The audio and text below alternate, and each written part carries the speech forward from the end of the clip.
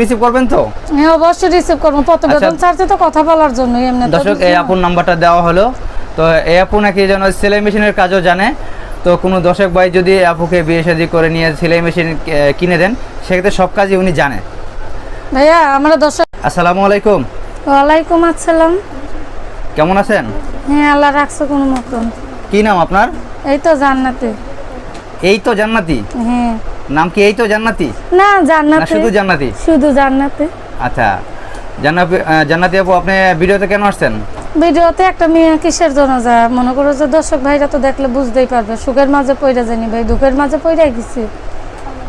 আচ্ছা, কথা একটু জোরসে বলেন। হ্যাঁ হ্যাঁ অবশ্যই বলবো জোরটাই। কি জন্য আসছেন? মনে করো যে আমি কষ্টের মাঝে পইরা আইছি ভাই। মনে করো একটা মেয়ে দর্শকের সামনে যায় অনেক কষ্টের মাঝে পইরা, সুখের মাঝে পইরা যাই নাই। এইদিকে বাবা মা মারা গেছে, আল্লাহ ছাড়া আমার আপন বলতে কেউ নাই। আমার মনে করো যে অতীতের কথা বলতে গেলে অনেক জীবনে কষ্ট। আমি অত কিছু বলতে চাই না, আমি সামান্য কিছু কথা বলার জন্য দর্শকের সামনে আইছি। আপনার বয়স কত? এই তো 18। 18 বছর বয়স। হ্যাঁ। বিয়ে শাদী করেছেন? না ভাই, বিয়ের সাথে করলে তো স্বামীতেই খাইতো, তাহলে কি আজকে দর্শকের সামনে যাইতে হয়? 18 বছর বয়স, আপনার দেখতে শুনতে মাশাআল্লাহ খুব সুন্দর। বিয়ে শাদী করেন না এখনো? না ভাই, ইচ্ছা আছে, যদি একটা মানুষ পাই অবশ্যই করবো। মনে করো মানুষ তো মনে করো 10 জনের কাছে বিয়া বসে না, বিয়া বসলেই তো বসান যায়। ভালো মনের একটা মানুষ দেখে তো মানুষ বিয়া বসে। বিয়েটা তো মনে করো 2 দিনের জন্য না, যে পুতুল খেলা যখন তখন খেললাম ভেঙে ফেললাম হইয়া গেল, মনে করো আজীবনের জন্য।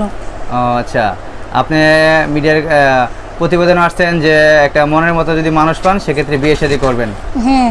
আচ্ছা, একটা মনের মতো মানুষ যদি আপনাকে অনেক প্রবাস থেকে অনেক বাইরে দেখবে, ভিডিও দেখে যদি আপনাকে বিয়ে শাদী করতে চায়, এবং কি তারা তো প্রবাসে যারা থাকে অধিকাংশ লোকই 2-4-5 বছর পরে বিয়ে শাদী করে, এবং কি অনেক লোক আছে যে প্রবাসে বিয়ে শাদী করে চলে গেছে, তাদের ছেলে মেয়ে সংসার আছে, তারাও যদি আপনাকে বিয়ে শাদী করতে চায়, দেখে আপনাকে ভালো লাগে, সেক্ষেত্রে কি আপনি রাজি আছেন?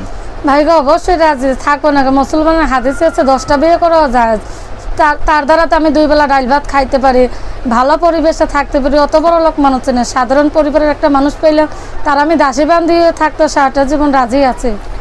আচ্ছা, শুনেছি যে মেয়েরা নাকি সব কিছুর ভাগ দিতে পারে, স্বামীর ভাগ দিতে পারে না। তো আপনি ওই আরও বিয়ে শাদী করেছে, সংসার আছে, তাদেরকে কীভাবে ভাগটা দিবেন?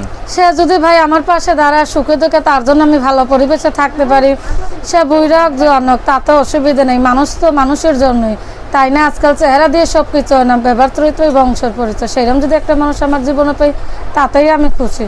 আচ্ছা, আপনাদের দেখে শুনতে খুব সুন্দর। যদি আপনাকে 80 বছর অথবা 70 বছরের কোনো যুবক আপনাকে বিয়ে করতে চায়, সেক্ষেত্রে কি আপনি রাজি আছেন? ভাই গো আমার ভাগ